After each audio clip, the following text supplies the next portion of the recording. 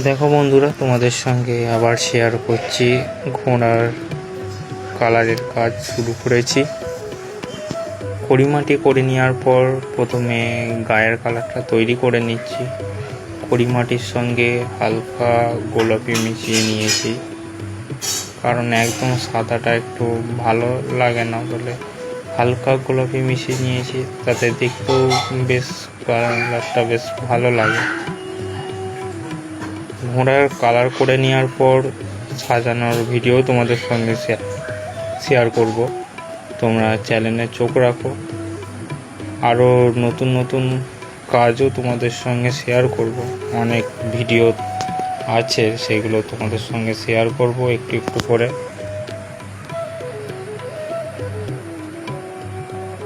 তারপর নতুন কাজের আপডেটও আসছে শীঘ্রই দুর্গাপুজোর নিয়ে।